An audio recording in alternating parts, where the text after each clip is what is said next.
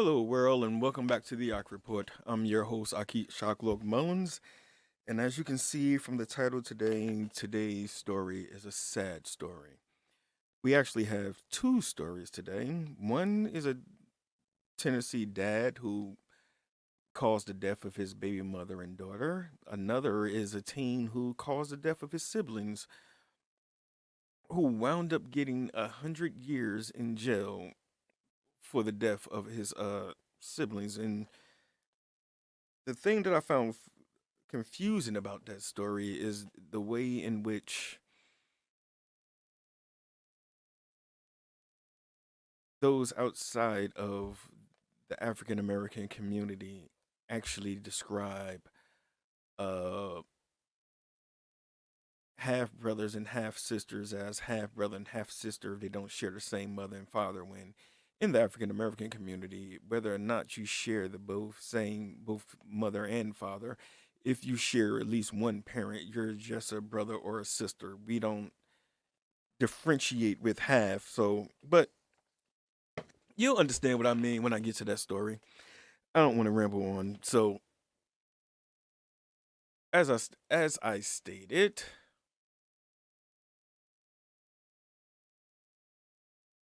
today we're going to be talking about I cannot pronounce I think is Kedrowitz. He's 17. He was convicted back in August, I guess 2021. Um to 100 years in jail for killing his siblings. But then we have Isabel, 25, who's accused of killing his daughter and baby's mother.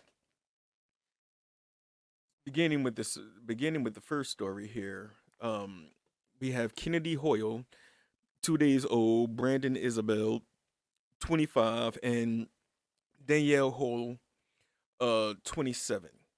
Now, before I get into the actual other details of this case, we're going to listen to a news report. We're going to listen to the news discuss what it was that give you more insight of what we're going to be discussing here today. Right now, an Amber Alert issued earlier today for a baby girl. The Memphis Police Department says the father of missing newborn Kennedy Hoyle has been charged in her and her mother's death. Brandon Isabel has been charged with 2 counts of first-degree murder. Police say the 2-day-old has not been found, but evidence suggests she's dead. Her mother, Danielle Hoyle, was found shot to death last night. As you see, there, well, as you will soon see, there's more details to this case that the news actually didn't report, and you will find links that um to that news video, and plus all the other references that I used to compile this story. So the story is Tennessee dad killed his 2-year-old daughter on his birthday by throwing her into the Mississippi River. He's being accused of 2 counts of first degree murder, murder and perpetuating a felony. Murder and perpetuating a felony, which is in the murder and perpetuating a felony, they explains is aggravated kidnapping. So while he was doing kidnapping, he caused a murder, so that's the reason why he has this charge. Especially aggravated kidnapping is a charge that I had to look up what especially aggravating kidnapping was. Basically, with kidnapping, but just adding especially on top of it, tampering with or fabricating physical evidence. And I would think that the tampering with and or fabricating physical evidence would be killing her in one place, moving her body to another place, and getting rid of the gun and the baby in another spot. In all of these charges, according to the Memphis Police Department Facebook posts, okay, well, we have the Twitter post. Is that Brandon Isabel has been arrested and charged. Brandon Isabel, the father of missing newborn Kennedy Hoyle, has been charged with first degree murder times 2 for her and her mother. Murder and perpetuation of aggravated kidnapping, especially aggravated kidnapping and tampering, fabricating with evidence in connection with the deaths of Danielle and Kennedy Hoyle. Hoyle has not been located. that is the little baby girl. Kennedy Hoyle has not been located. However, evidence suggests that she is deceased, and I mean we can understand she was a baby. This I don't get how you can look at this child as a father, a new father at that, and just throw this little baby girl into the Mississippi River. Other details that are not in these clips right here are that after he was arrested, he allegedly admitted to throwing his baby girl into the Mississippi River, along with that he used to shoot the mother of his child, Danielle. So as we can now know, up to this point, he has confessed to, allegedly confessed, according to news outlets and what the police is reporting, that he confessed to um, causing the death of Danielle Hoyle, the mother of his child, and Kennedy Hoyle, his 2-day-old daughter. What makes this troubling for me is because I'm trying to understand. I want to know why. I know the family wants to know why, but I want to know why too, because this is not making any sense to me. You've just given birth to a newborn child 2 days ago. She only been in this world for 2 days. And then you take it upon yourself to ultimately cause the death of your child and the mother of your child when I'm I don't know. We have a problem called uh the birth rate in the African American community. I mean, I think me and a lot of others would like to get past the 13% that we are here in the United States of America, but I don't think we'll ever get there as long as we keep causing, directly being the cause of our numbers dwindling and never growing or staying stagnant. Why?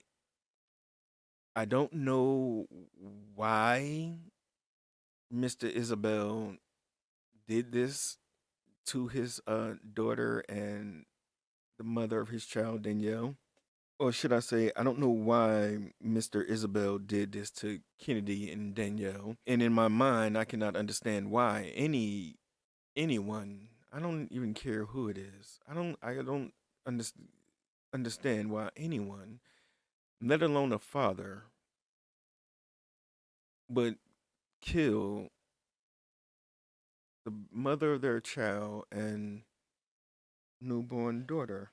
So when I first came across this story, like I said, it caught me by surprise because all I read, I seen, Tennessee dad accused of murdering his baby mother and the daughter and the mother of their child. But no, the headline said Tennessee dad allegedly killed 2-day-old daughter on his birthday by throwing her into the Mississippi River, shot baby's mom in head. That line right there, it confused me a whole lot because I was confused. That was information overload for me. Getting deeper into the story and breaking it down, this so far what it is they know. The Danielle's body turned up in the vicinity of an abandoned vehicle that was found near in the intersection of Cedric Street and East Levi Road, downtown Mississippi.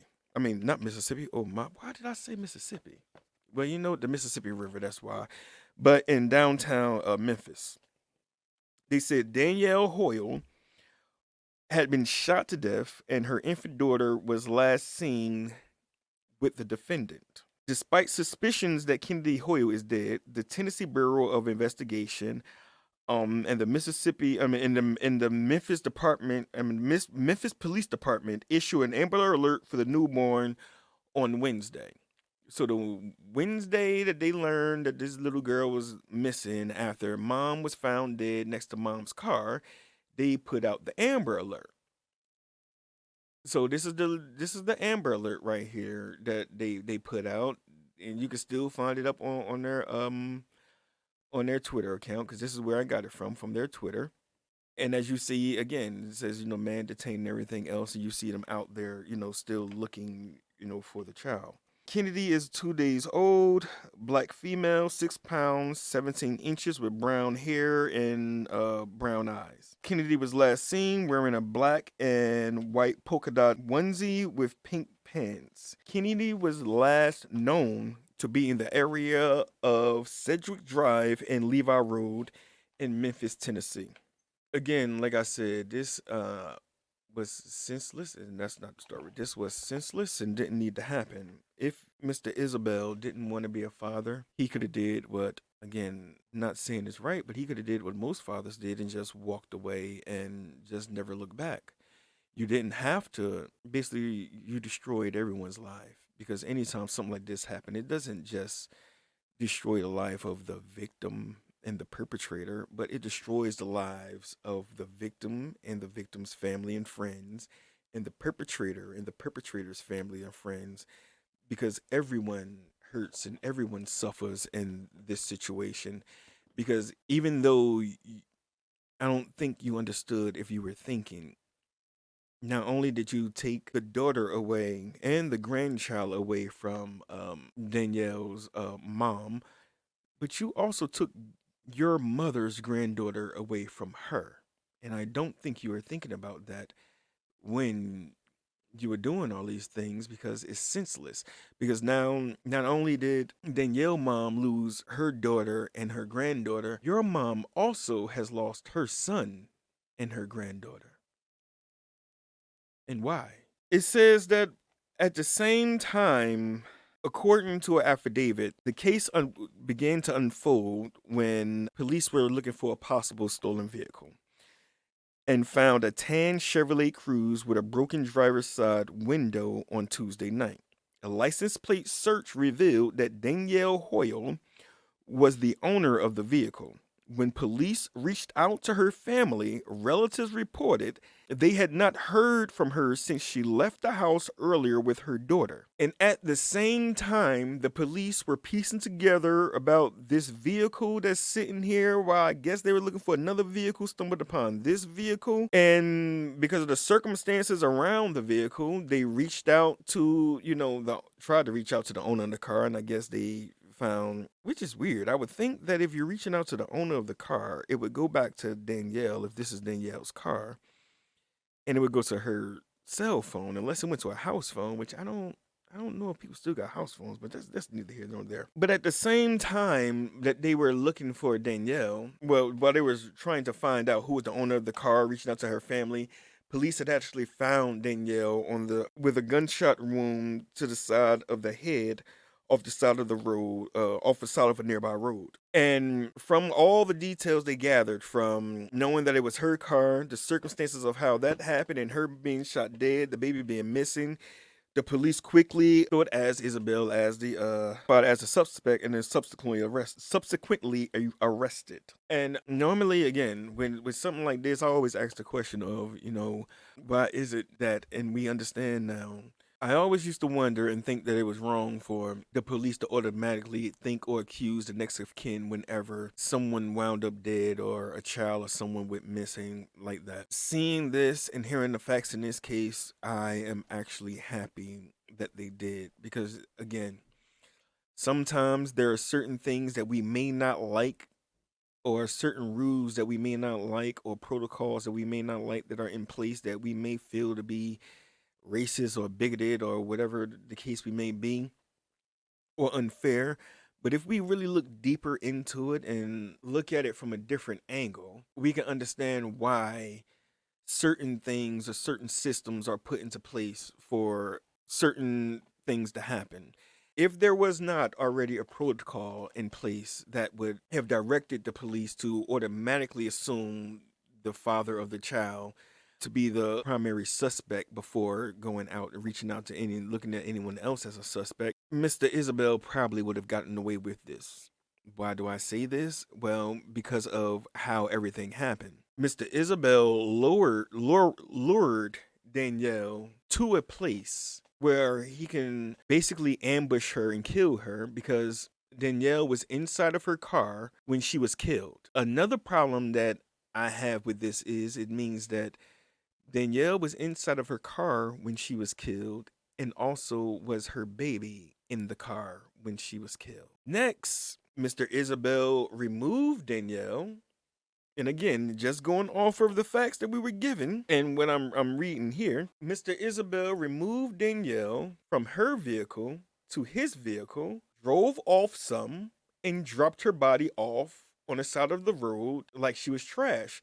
But I'm having a hard time understanding this is because when you were in the process of creating this child with Miss Danielle, sir, you didn't think she was trash. The whole time up until she got pregnant and had the child, you didn't think she was trash. But after having the child, you murder her by shooting her in the head, throwing her body off on the side of the road, and then also tossing your child in the Mississippi River like trash.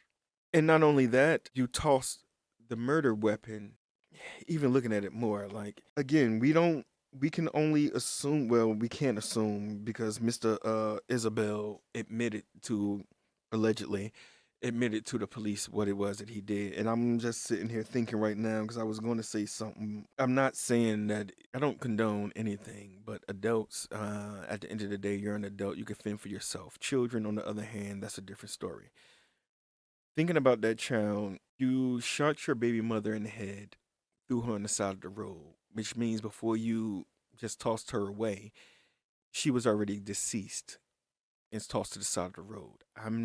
It takes a certain kind of person to be able to kill anyone. I don't care who it is, even in self defense.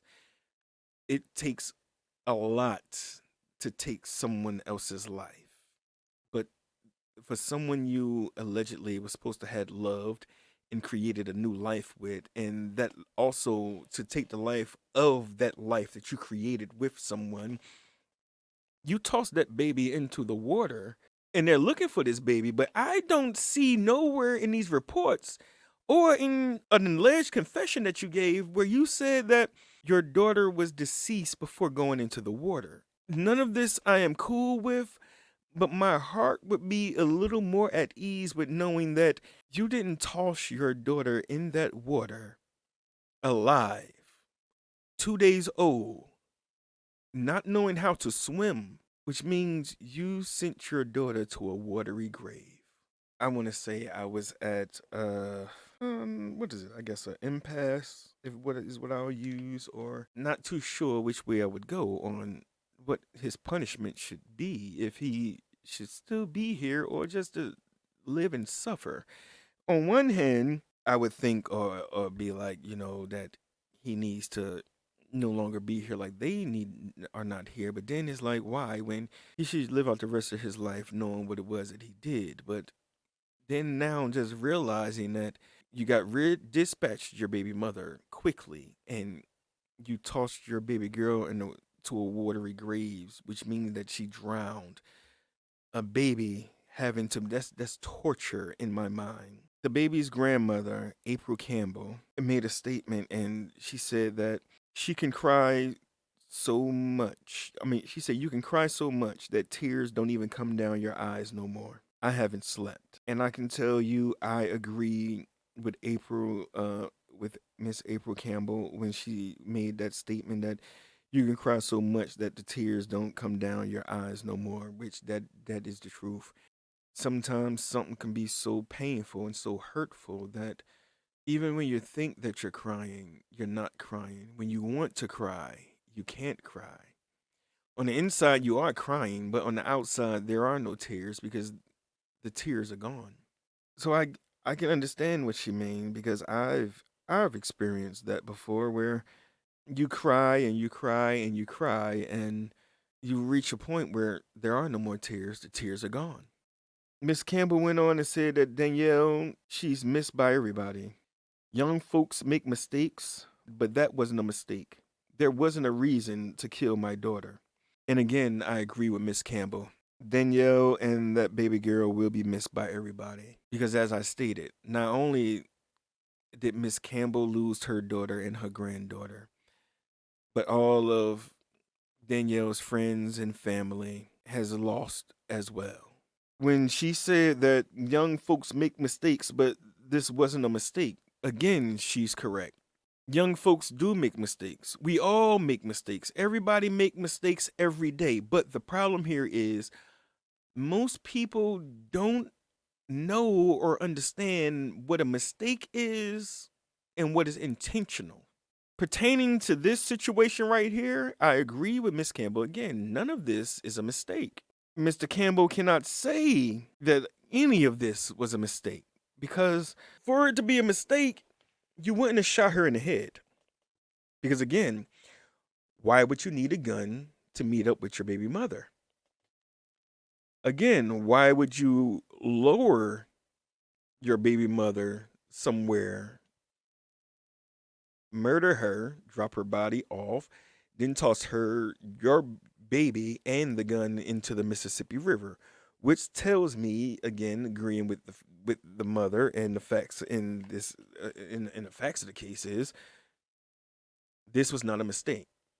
You made the plan, a very shitty plan, a stupid plan. I mean, you don't have no friends or family that actually care about you or that you can actually talk to because, again, sir, this plan did not make no sense. At what point did you think that it would be a good idea to call your baby mother to get her to meet you somewhere in an isolated location, dispatch her, leave her car there, drop her body off? Because I'm help me to understand this. Again, not saying any of this is right because it's not right, but I'm going to say this.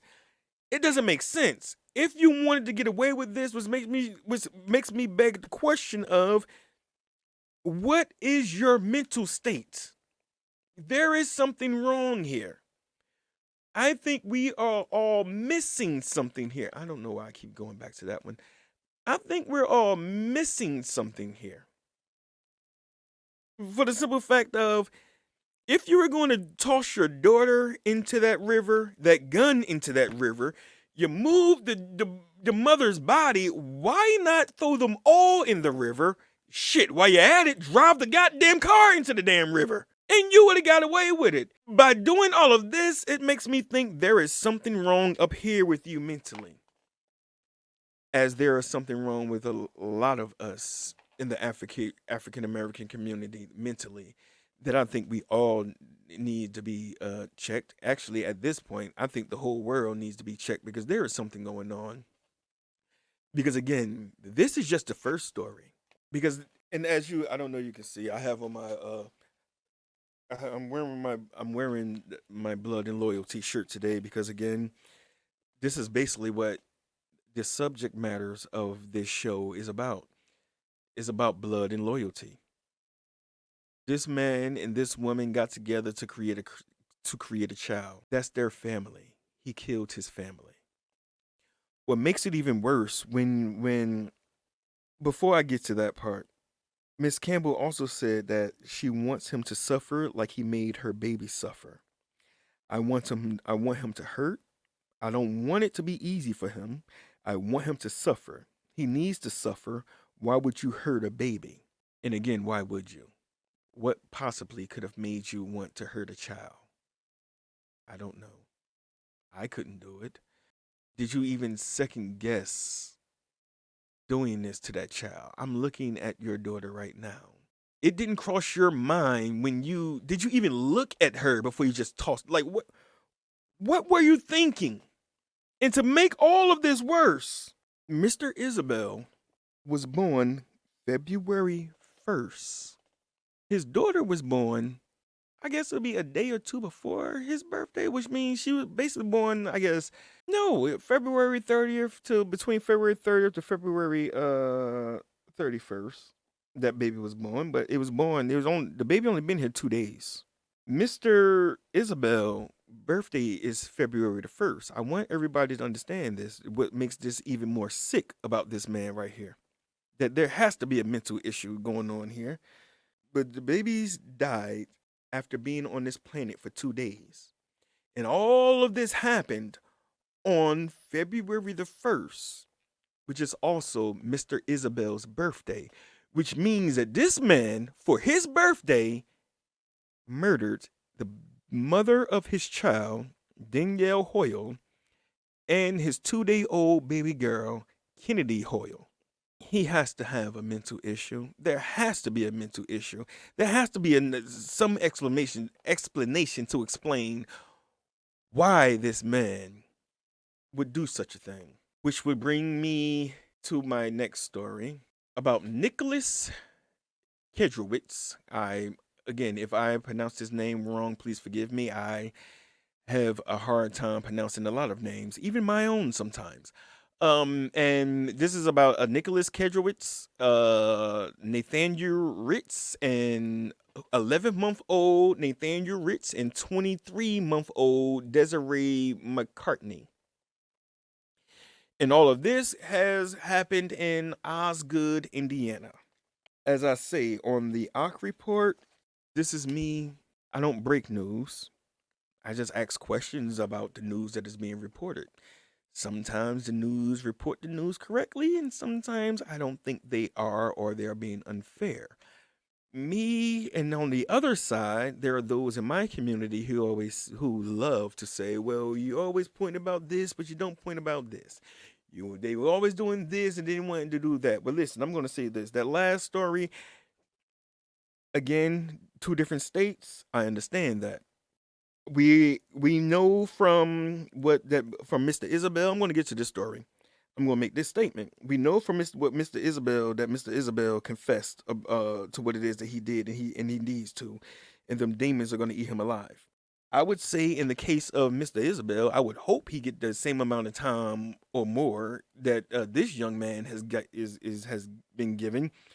But again, Isabel case happened in Tennessee. This case happened in Indiana. 2 different places, 2 different locations, 2 different states, 2 different sets of rules. We're going to let that be known and get that, out there.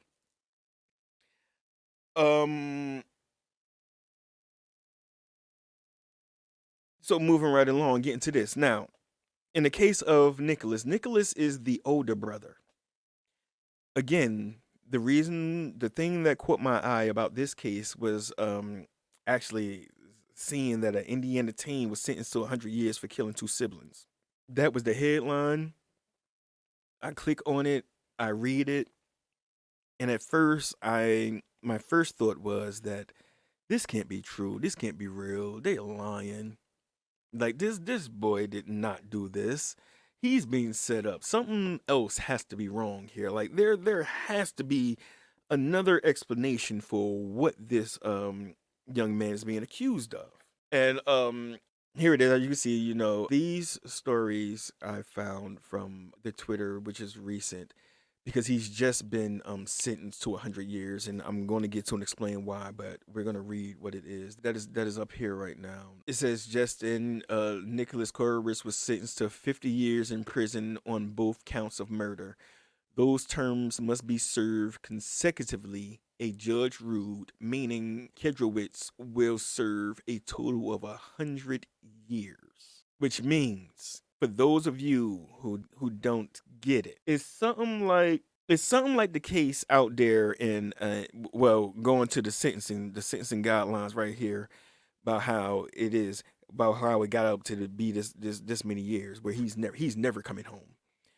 It's kind of like that case out there that I had about the young man out there in, I want to say, Nevada, that caused the accident that got over 100 years or something in jail. And he was in his 30s. And because of the sentencing guidelines, whatever the case may be, he couldn't do the time together, like side by side. He had to do them one after the other, which means that the amount of years he got was more than 100. Now, with this case, he got 50 years for the sister, and he got 50 years for his little brother.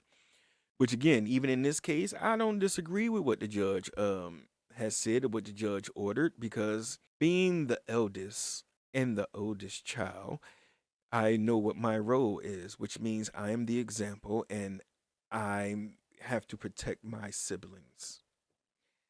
I can also see that and remember that there are times when that had to happen, because there was a time when it was middle school, and it was after school because we was being dismissed and we were going home. And I don't know what it is.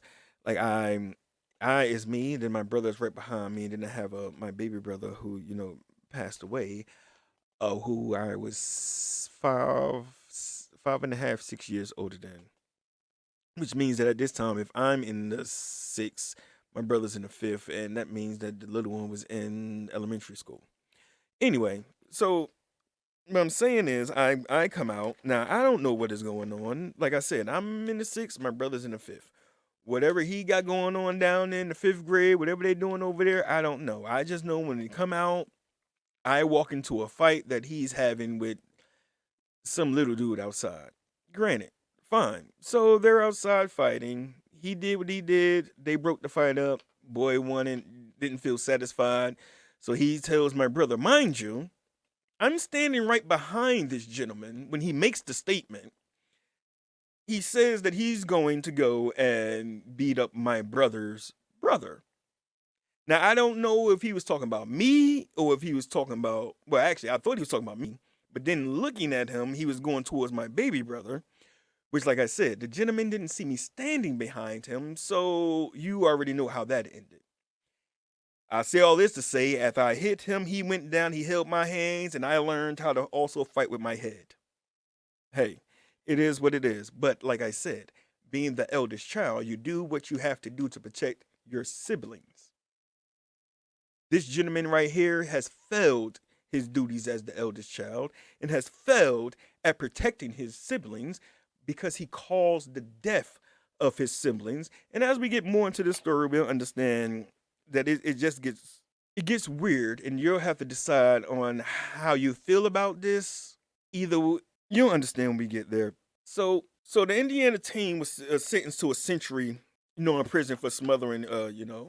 He smothered these his siblings he smothered them to death in two separate incidents. Now, here's where the problem is. So his defense is maintaining that Mr.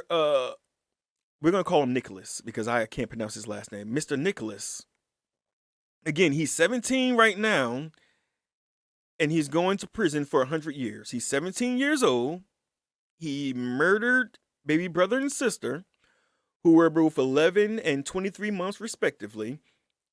And he's getting 100 years in jail, which means he will spend the rest of his life in prison. Never to come home, never to see the light of day ever, except in the prison yard.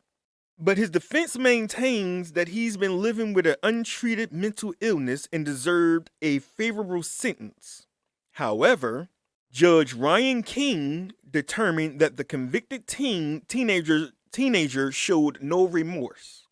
Before I get to this, before I continue, I'm going to say the fact that I didn't follow this case, I didn't look into this case no further than to get this story together. So when I say follow the case, I don't know what happened at trial, like what was presented or anything like that. But what I can gather, I don't know. I'm not a lawyer. I'm not a judge. I don't work in that field. But I have common sense, and I also know how to comprehend and understand and pick up on things that I read or watch from, watching these real life court documentaries or court cases, especially all the ones that have been going on now. Enough to know how appeals work. Again, I don't know if appeals work the same in every state. I don't know. I don't even know how appeals work, period. But one thing that I have picked up on by coming across a lot of cases like this that dealing with mental illness is the fact that the defense attorney brought up the issue of Nicholas's mental state, and the judge saying that the reason he gave the sentence is because the teenager didn't show any remorse. That in appeal, I believe that this 100 years is going to be overturned.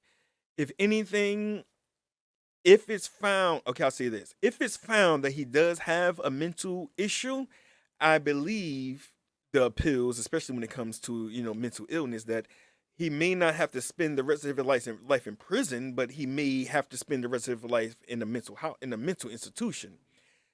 At the same time, if it goes through and then they finally does give him an evaluation and it turns out that there is nothing wrong, then I believe that he will spend the rest of his life inside of a prison. Now, what makes me say the latter will happen is because the judge issued 2 consecutive 50-year sentences for the death of Desiree, 23-month-old, but now here's why I say when they say the half and the stepbrother, because again, these two things, like the birth of these children, are too close together.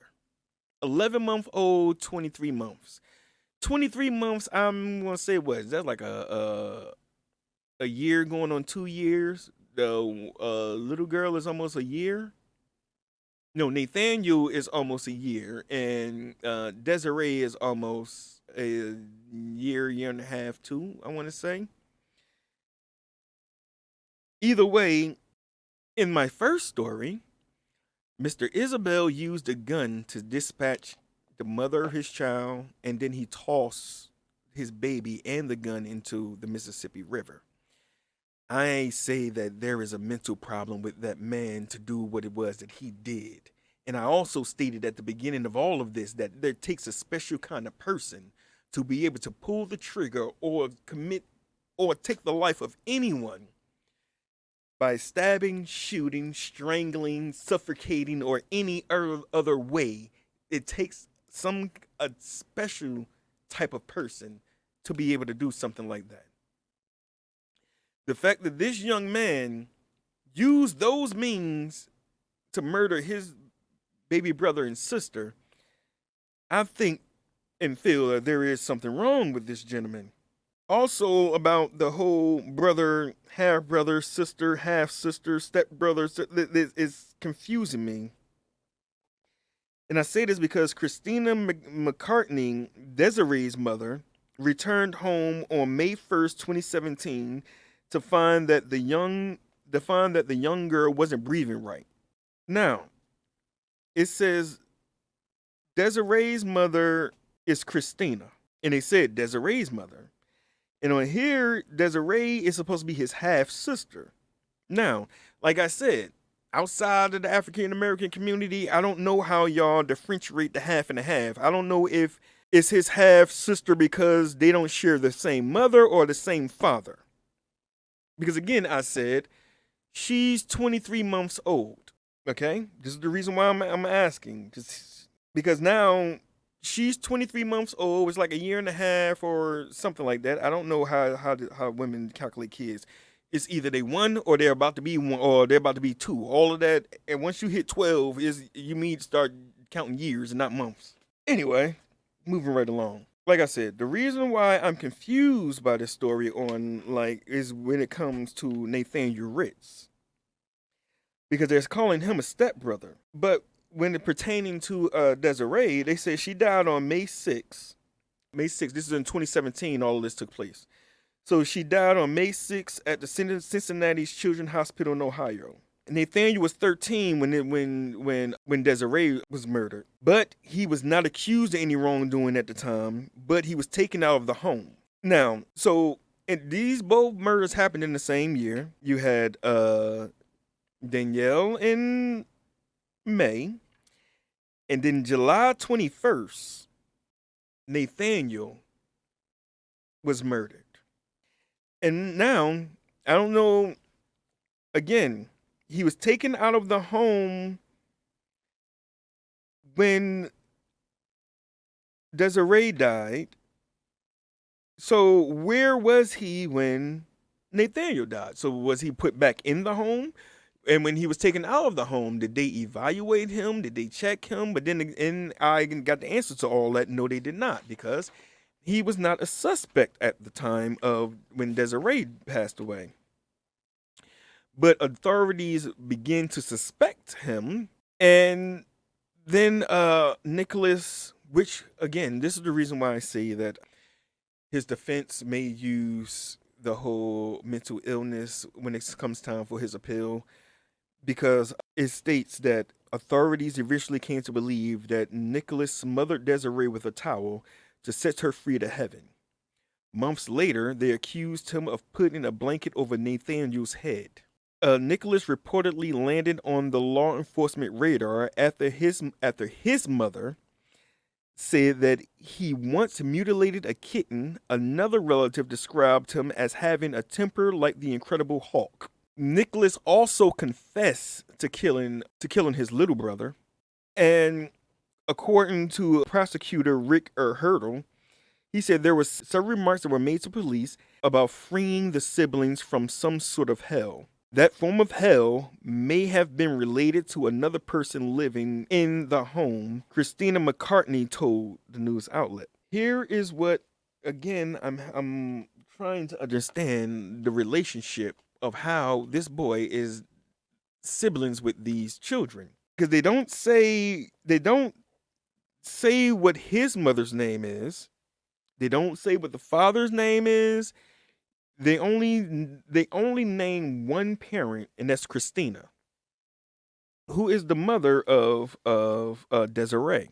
Is Christina his mother? I don't know, because it doesn't say. I couldn't find anything that says if that was his mother or not, which also makes me wonder about the little boy. Who is his mother? Who is his father? Because they are listing this as his stepbrother. So I'm confused. I do say all this to say that this young man was very disturbed.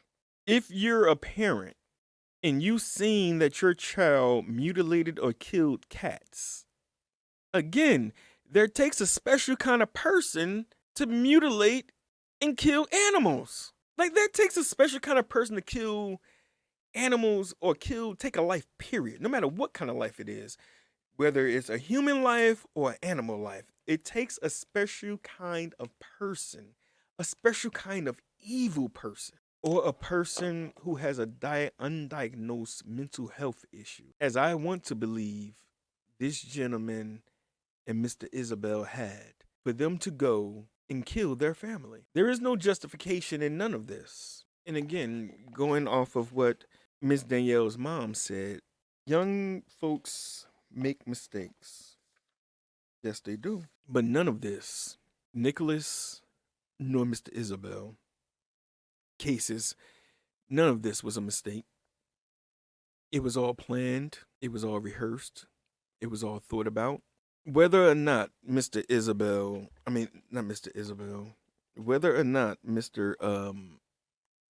Nicholas has a mental illness or not, I can't feel empathy or sympathy for anyone who murders a child. And the same can be said for Mr. Isabel.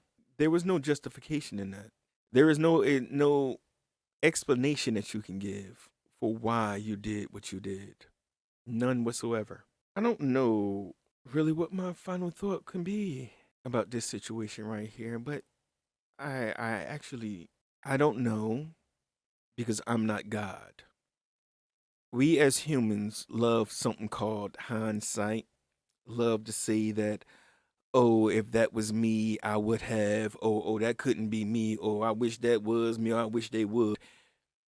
A bunch of hypotheticals. I also used to be like that when I was younger, until I got older and wiser and really start to think about things a little deeper. And I realized that you never know what you will do. You never know what you're capable of until it's time to know what you will do and what you're capable of. The one thing I can say, and I will say, first starting off with Brandon Isabel.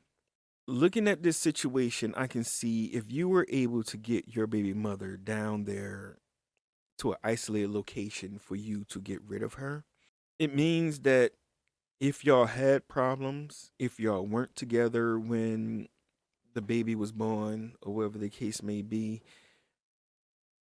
she still had some kind of feeling or some kind of love there for you, for her to come and bring herself and a newborn child that she only just given birth to 2 days prior to you in this isolated location. At the same time, I'm going to make this not directed at her family, but at the community as a whole, or any other community of women and the males who may have this problem.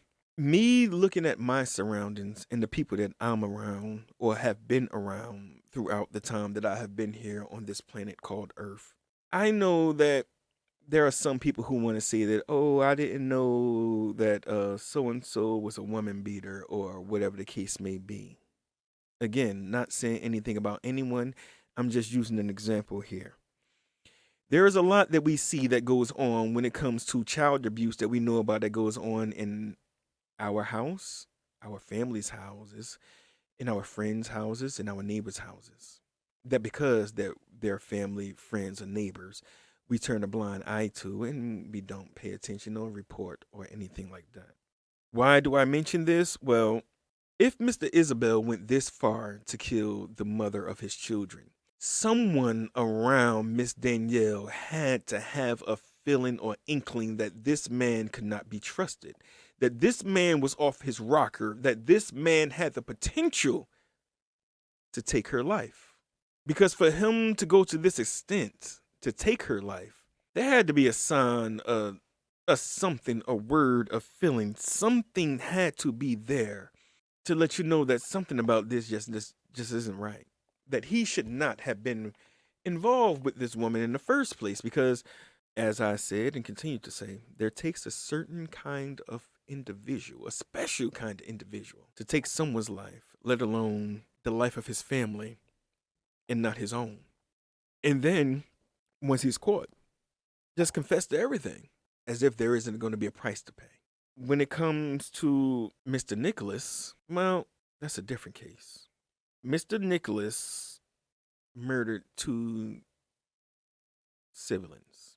He was removed from the home. There is even more in this case that is just not making sense to me. And I guess it's not making sense to me because I didn't go and look and try to find any transcripts or anything because that's not the part that's important to me. The lesson we can learn from this here is his mother said that she's, I guess, witnessed, seen anything of him mutilating cats, a cat or cats. Do we not know the origin stories of serial killers? Don't the origin story always start with murdering, torturing, or mutilating cats? Or some kind of animal? And as the parent, again, I say, if you know your child, you would know that there is something wrong with that. And you would have went and got him some help. So at the same time, I think mom should have been getting looked into because murdering cats, this could have been avoided. He should have gotten help. He didn't get help. He was 13 when this happened. And even at 17, still showing no remorse, there is something wrong. Something is terribly wrong. Or maybe I just don't know what the hell I'm talking about. But as I was saying, I want to send my condolences to the Hoyle. Okay, because the last name I cannot pronounce. I want to send my condolences to Danielle and uh, baby Kennedy's families. What happened to them should not have happened. What happened to them could have been avoided on both sides. Because people in Danielle's life should have been more vigilant, as well as people in Mr. Isabel's life should have been more vigilant on him too, to notice that this man was on the verge of snapping and doing this to his family on the day of his birth at that. He took the lives of his daughter and the mother of his child, Kennedy and Danielle, on the day of his birth. If that is not sick, I don't know what else is. But, I mean, let me know how you feel about this story in the comments below. Again, I'm Akish Aklo Mullins. This is the Ak Report. What say you? Again, subscribe, like, share, comment, follow me on Twitter, Instagram, Facebook. Look at the ticker below. All the links to these stories will also be in the links in the description below. I'm going to say this. Protect your family. Teach your family to protect family. We need to get back to protecting family and actually being a real family. Good night, everybody. Thank you. Like, share, comment, subscribe.